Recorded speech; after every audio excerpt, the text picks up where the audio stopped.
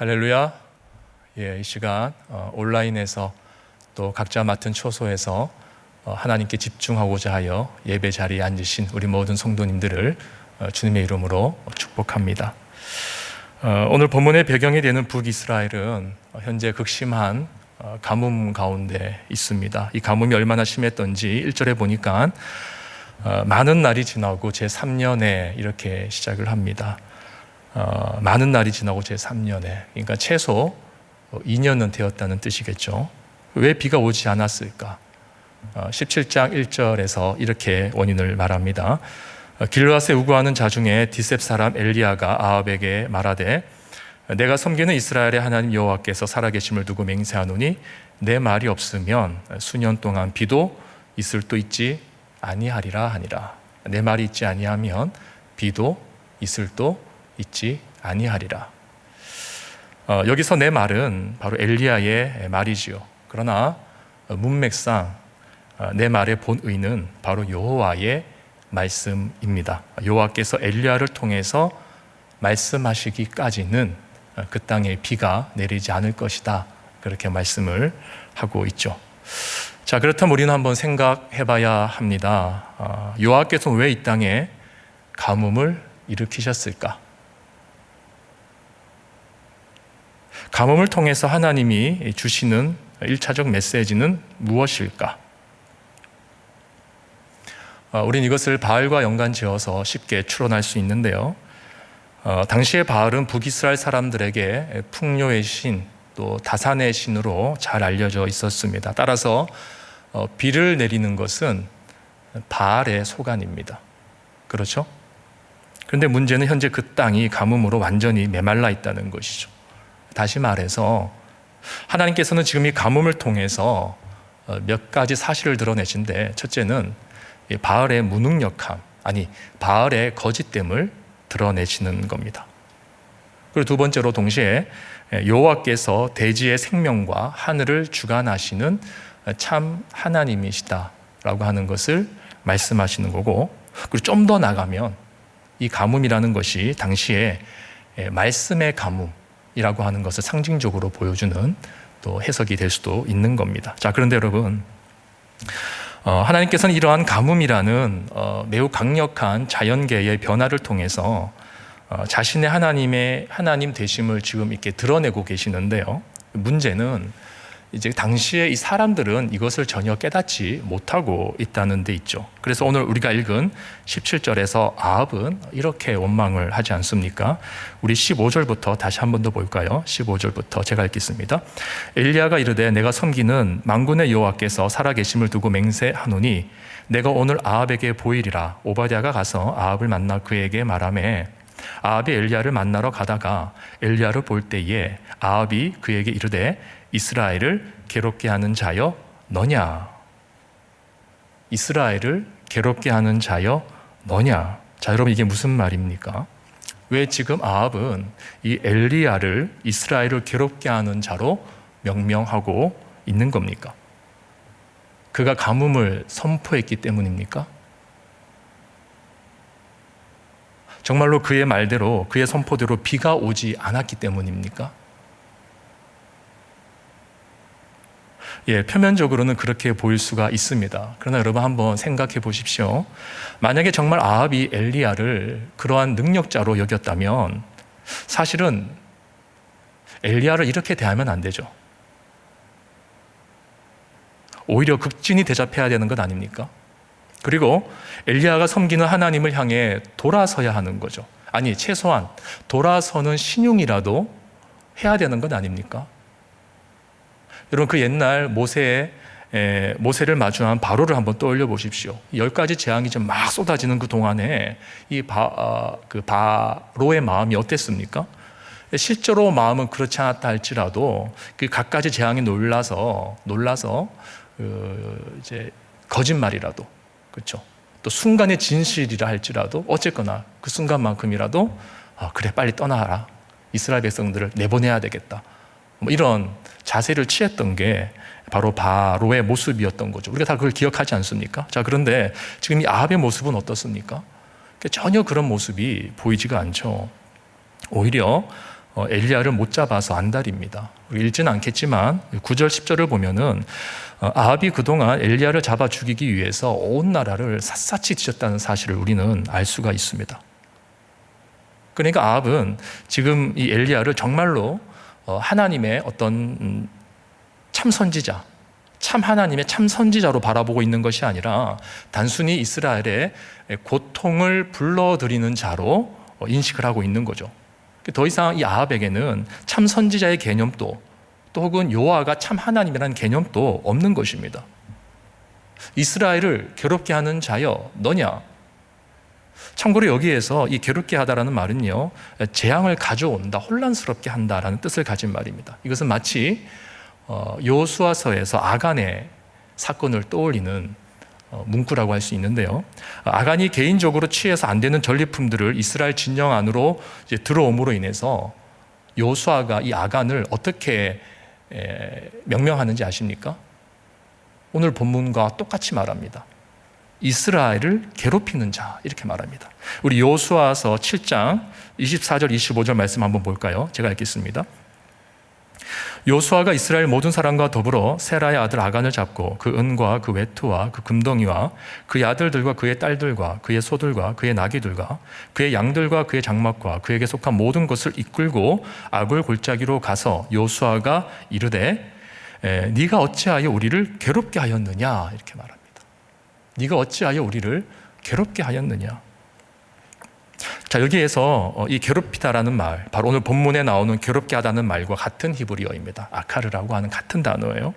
즉, 지금 아합은 이 엘리야를 이스라엘을 괴롭게 하는 자, 곧 아간과 같이 이스라엘의 재앙을 불러들이는 자로 밖에는 생각하지 않고 있는 거죠. 그러니까 예컨대 이런 겁니다. 아합이 볼 때는 비의 신 바알의 분노를 엘리야가 자극을 한 겁니다. 뭐 어떻게 자극했는지는 모르겠지만 자극을 했고, 그 결과 이제 바알이 비를 내리지 않도록 한 장본인이 이제 엘리야라고 하는 거죠. 혹은 현재 이 가뭄이 엘리야의 선언으로부터 시작이 되었기 때문에 여러분 마치 그 옛날 그 성급한 서원을 했던 사람들 떠오르시나요?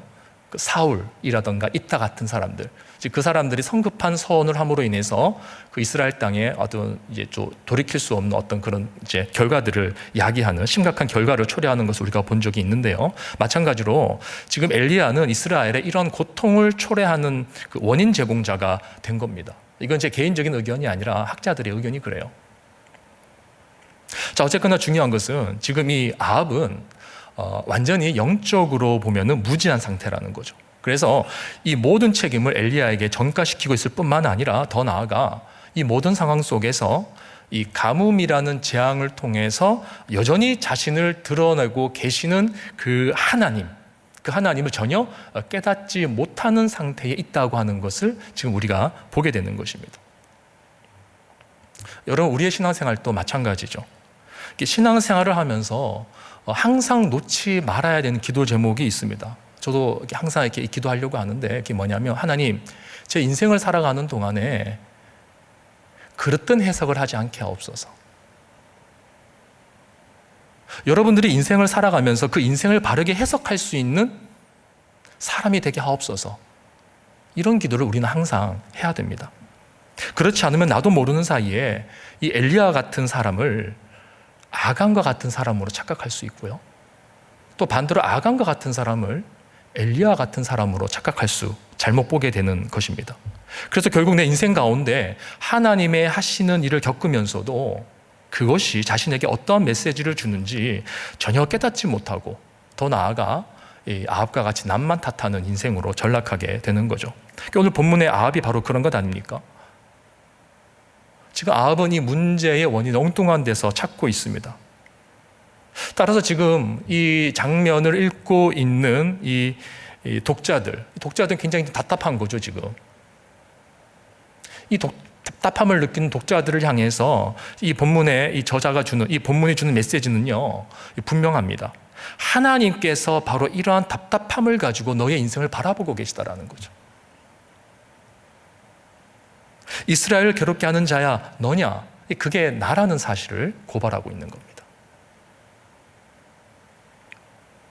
여러분, 우리는 이 아합의 원망 섞인 질문, 이 질문을 우리의 신앙생활을 돌아보게 하는 동일한 질문으로 받아들일 수 있는 영적인 실력을 갖추고 있어야 됩니다. 동시에 이것은 우리의 죄된 실존을 보여주는 가장 대표적인 표현입니다. 너 때문이야 라는 거죠. 여러분, 월요일부터 오늘 이 아침까지 이틀 반 정도 되는 이 시간 동안 한번 돌이켜 보십시오. 우리 온라인으로 예배 드리고 있는 성도님들도 한번 돌이켜 보시길 바랍니다. 너 때문이야. 누구 때문이야. 그런 생각과 말이 단 한순간이라도 떠난 적이 있었던가요? 우리 안에 은연중에 무의식 속에 항상 돌아가고 있는 문장은 너 때문이야 라는 거죠. 오늘날 많은 사람들이 진짜 문제의 본질을 보지 못한 채 드러나는 현상만을 가지고 쉽게 판단을 합니다. 모든 것이 빠르게 진행이 되고 모든 것이 급변하는 사회 속에서 문제의 본질과 문제의 전후 맥락을 깊이 들여다보는 시력이 약해져 가고 있는 거죠. 이것은 죄에 대해서도 마찬가지입니다. 무엇이 죄인지 모르는 거죠. 눈에 보이는 죄, 겉으로 드러난 죄, 자기 기준에 부합하는 죄, 자기 기준에 걸리는 죄, 그것만이 죄인 줄 알고 있습니다. 정말 그 이면에 꽁꽁 숨어있는 뿌리가 되는 죄를 보는 눈이 사라지고 없는 거죠. 바꾸어 말하면 무슨 죄 때문에 자기 자신이 이렇게 영적으로 피폐한 삶을 사는지 모르는 겁니다. 아니, 관심조차도 없습니다. 왜 자신의 인생에 가뭄이 왔을까? 자신의 죄를 돌아보는 것은 고사하고 자신의 삶을 성찰할 엄두조차도 못 내는 저와 여러분의 그 낮은 영적 시력은 결국 신앙생활을 피상적으로 몰고 간다는 것이죠. 그리고 이런 피상성은 필연적으로 항상 드러난 문제만을 보고 판단을 하기 때문에 빨리빨리 그 문제를 덮고 싶어하는 마음을 부추기게 됩니다. 그래서 소위 말하는 책임 전가라는 아주 저급한 방법을 우리에게 빠르게 습득을 시켜주는 거죠. 여러분, 이것이 바로 사단의 방법 아니겠습니까? 이스라엘을 괴롭게 하는 자 너냐? 놉니까? 정말 그 사람이 여러분의 인생을 망쳤습니까? 정말 그 사람 때문에 여러분의 인생이 괴로운 겁니까? 그 직장의 동료 때문에, 가정에서의 그 누구 때문에 여러분의 삶이 행복하지 않은 것입니까? 정말 이스라엘을 괴롭게 하는 자는 누구입니까? 여러분, 사단은 바로 이러한 영적 피상성 속에서 우리 자신의 죄를 보지 못하게 하고 항상 남의 탓을 하기만 해서 문제를 해결하려고 하는 거죠. 너 하나만 죽으면 끝난다. 너 하나 없어지면 다 잘 될 거야. 엘리야, 지금 네가 사라져줘야 바알이 마음을 풀고 비를 내릴 거야. 그렇게 엘리야에게 모든 책임을 전가하고 있는 아합. 여러분, 이것은 아담 때부터 그러했죠. 두말 하면은 잔소리 같이 들려서 좀 그렇지만 그래도 한 번 더 우리가 한번 말을 해봅시다, 여러분. 범죄한 다음에 하와는 누구 탓을 했나요? 뱀 탓을 했죠. 아담은 누구 탓을 했나요? 하와 탓을 했죠. 그리고 그 다음에는 급기야 하와를 주신 하나님을 탓했습니다. 빨리빨리 문제만 해결하고 싶은 겁니다. 예수님도 동일한 일을 당하셨습니다. 요한복음 11장 47절에서 50절을 볼까요? 제가 읽겠습니다. 이에 대제사장들과 바리새인들이 공회를 모으고 이르되 이 사람이 많은 표적을 행하니 우리가 어떻게 하겠느냐? 만일 그를 이대로 두면 모든 사람이 그를 믿을 것이요 그리고 로마인들이 와서 우리 땅과 민족을 빼앗아 가리라 하니 그 중에 한 사람 그 해의 대제사장인 가야바가 그들에게 말하되 너희가 아무것도 알지 못하는도다. 한 사람이 백성을 위하여 죽어서 온 민족이 망하지 않게 되는 것이 너희에게 유익한 줄을 생각하지 아니하는도다 하였으니, 한 사람이 죽으면 다 해결된다는 겁니다. 무슨 말입니까? 엘리야를 죽여 바알의 마음을 풀려고 했던 것처럼 예수님을 죽여 로마의 마음을 사려고 한 것과 같은 것이죠. 예수님 한 분에게 모든 책임을 전가하고 그곳으로 자신들의 생명과 권력과 명예를 보존하려고 했던 종교 지도자들의 모습과 같은 것입니다. 여러분, 오늘의 핵심적인 메시지는 분명합니다. 내 죄를 보는 눈이 열려야 된다는 거죠. 내 죄는 보지 않고 자꾸만 죄를 지을 수밖에 없는 환경과 상황만을 탓하는 본성 때문에 어쩌면 우리는 영적인 가뭄에서 영영 헤어나올 수 없는 겁니다. 우리가 아합과 다윗을 비교할 때, 또 우리가 아합과 예수님을 비교할 때 선명하게 비교가 되는 점이 있죠. 다윗은 회개의 사람이었고 예수님은 모든 죄를 짊어지시는 분이셨습니다.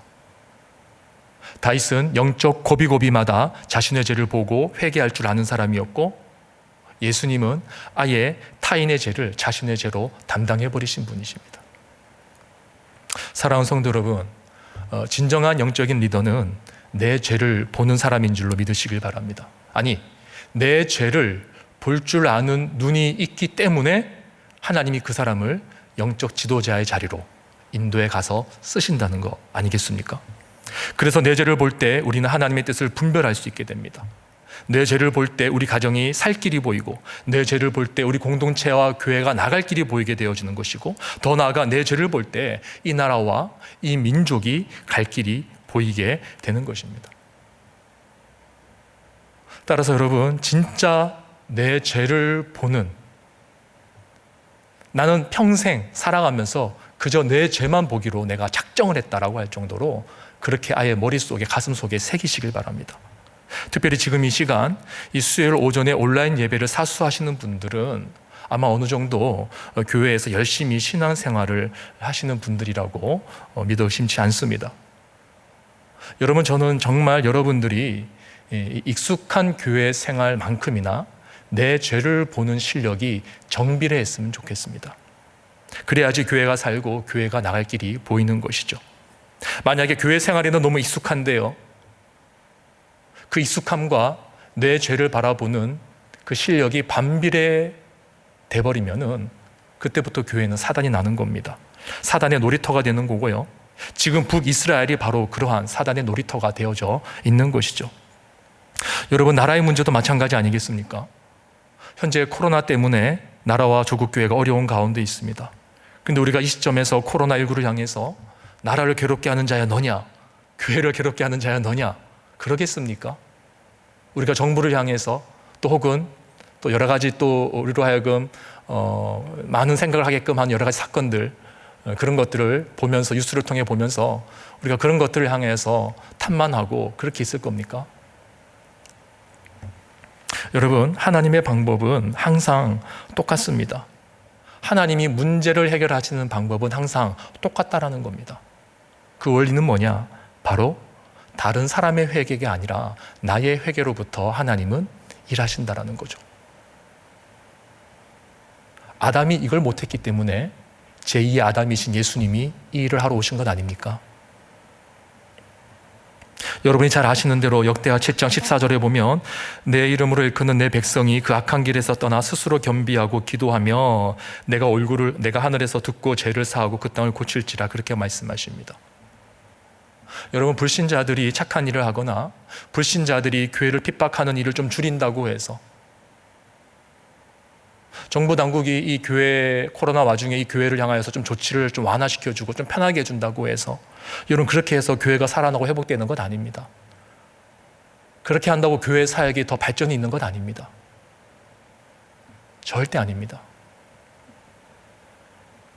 여러분, 우리가 이쯤에서 한 가지 짚고 넘어갈 것이 있는데요, 내 죄를 본다는 것은요, 이것을 자책감과 혼돈해서는 안 됩니다. 자책감이란 자신의 행위로 인해 어떤 결과가 잘못되었을 때 그 상황에 대한 후회하는 마음을 갖는 것이 자책감이죠. 그러나 내 죄를 본다는 것은 뭡니까? 어떤 일의 결과를 보는 것이 아니죠.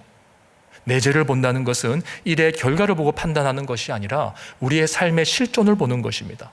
무슨 말이냐면, 내가 무엇을 했기 때문에 죄인이라는 것이 아니라 내가 아무것도 하지 않아도 나는 죄인이라는 겁니다. 그냥 생각하는 것 자체가 다 죄된 거라는 겁니다. 생각하는 것 그 자체가 다 나를 증명하기 위한 것에 불과하다라는 거죠. 내가 느끼는 느낌조차도 죄에 대한 속성을 따라 느끼려고 하는 느낌에 강하게 반응하고 있다는 거죠. 죄를 지어서가 죄인이 아니라 죄인이기 때문에 죄를 지을 수밖에 없는 존재라는 것을 깊이 깨닫고, 이 깊은 깨달음 속에서 날마다 하나님의 선한 인도하심과 자비하심과 지혜를 구할 수밖에 없는 것. 그래서 하나님, 오늘 또 하나님이 나를 불쌍히 여겨주지 아니하시면 나는 오늘 또 사람들을 만날 때 내 자신이 잘난 줄 알고 내 자신을 증명하려고 하는 자입니다. 나를 불쌍히 여겨주셔서 내 입술과 내 생각과 내 혀를 제어시켜주지 아니하시면 나는 여전히 사람들 앞에서 하나님께서 원하지 않는 생각과 말로 내 자신을 포장하고 드러내는 자입니다.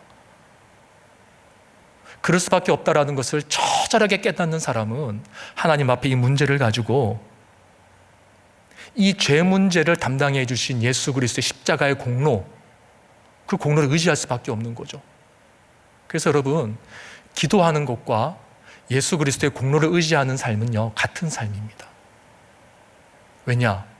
기도라는 것이 예수 그리스도의 이름의 공로를 의지하지 아니하고서는 할 수 없는 것이기 때문에, 하나님의 긍휼하심을 구한다고 하고 예수 그리스도의 십자가의 공로를 구한다고 하면서 기도의 자리로 나가서 정말 예수 이름의 그 권세를 가지고, 그 공로를 가지고 우리의 삶의 변화와 성화와 새로운 하나님의 뜻이 이루어지기를 소원하는, 소위 말하는 구원이 완성되어져 가기를 원하는 그런 몸부림이 우리 안에 없다면 그것은 아합의 모습과 다를 바가 없는 것이죠. 바로 그러한 모습으로 살아갈 때 내 죄를 보고 예수 그리스도의 공로 의지하여 처절하게 하나님이 오늘 또 나를 불쌍히 여겨달라고 하는 그 상한 심령을 가지고 나갈 때 이것이 하나님이 기뻐하시는 상한 심령의 제사가 되는 것입니다. 여러분, 말씀을 정리하도록 하겠습니다. 여러분, 인생의 바른 해석은 내 죄를 보는 데서부터 시작이 되는 줄 믿으시길 바랍니다.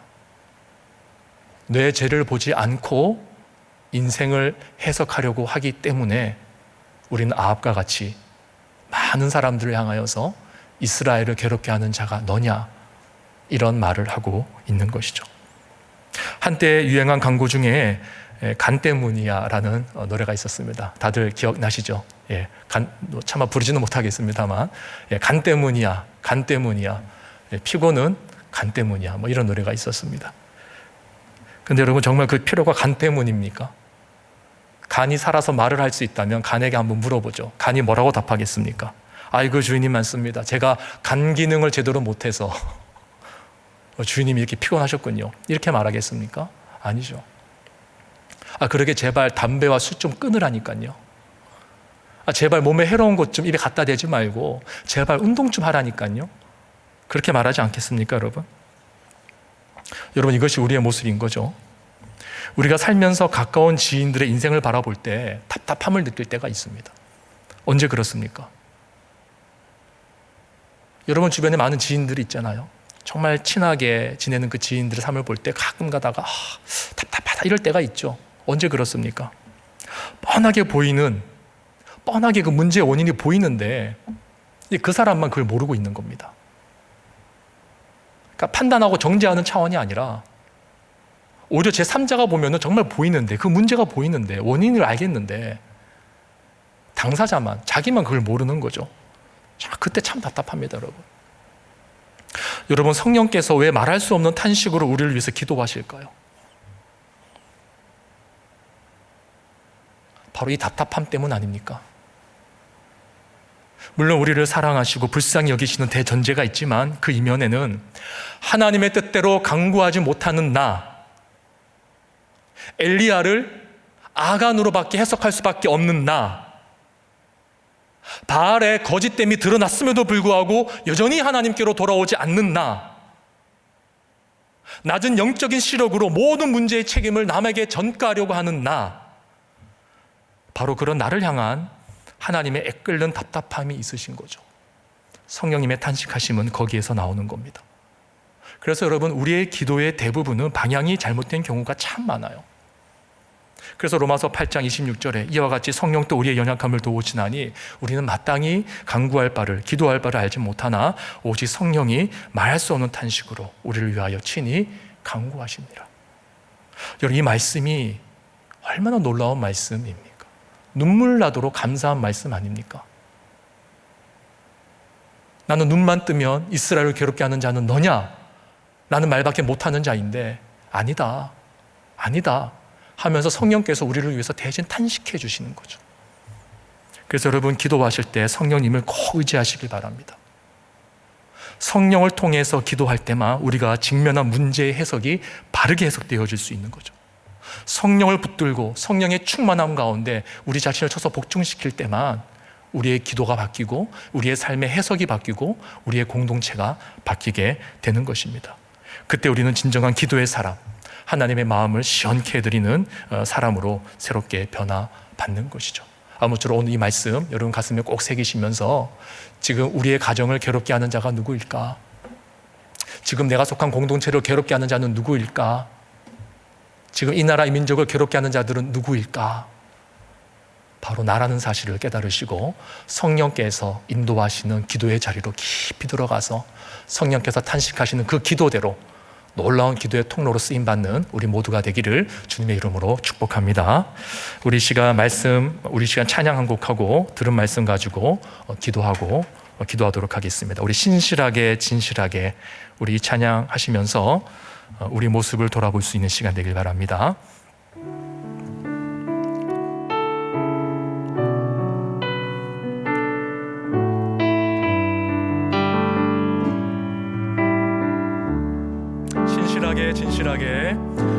진실하게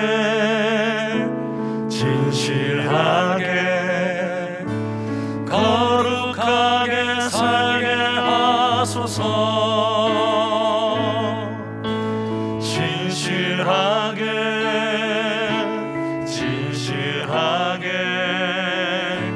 거룩하게 살게 하소서. 다시 한 번 더 진실하게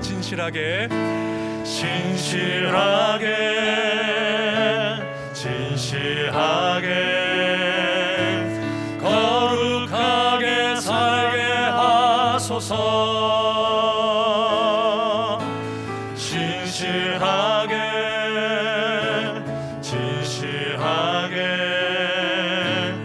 거룩하게 살게 하소서. 하나님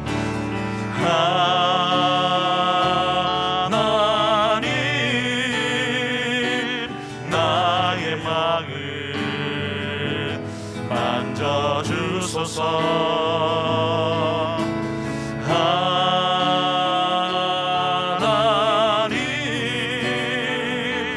나의 영혼 새롭게 다시 한 번 더 진실하게 거룩하게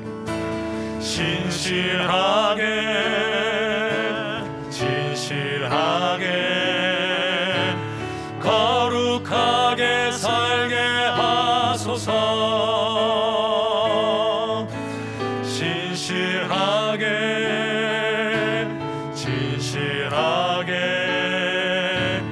거룩하게 살게 하소서.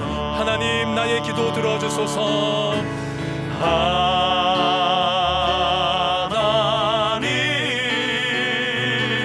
나의 기도 들어주소서.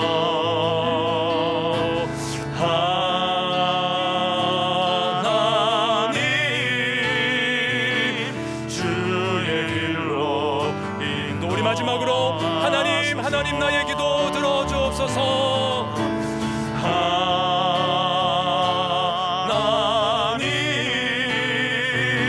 하나님 나의 기도 들어주소서.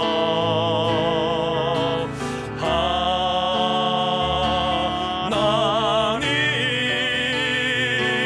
주의 길로 인도하소서.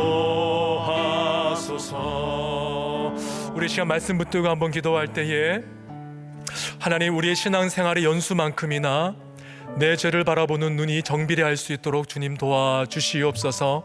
성령님 의지하여 성령께서 내 안에 말할 수 없는 탄식으로 간구하실 때에 그 탄식하심을 나에게도 나누어 주셔서 깨닫게 하셔서 내가 내 자신을 위해서, 우리 가정을 위해서, 우리 자녀들을 위해서, 우리 공동체와 우리 교회와 이 나라의 민족을 위해서 내가 함께 탄식하며 간구하고 회개해야 되는 기도의 제목들이 무엇인지 알게 하여 주셔서 하나님이 드러나고 하나님이 참 하나님이심이 고백되어지는 놀라운 사역을, 놀라운 삶의 지경을 넓혀가는 우리의 인생이 되게 하여 주시옵소서. 그러나 우리 교회가 되게 하여 주시옵소서. 우리 주의 이름을 크게 한번 부르고 함께 기도하시고 각자의 기도로 마무리하시고 돌아가시길 바랍니다. 다 함께 기도하시겠습니다.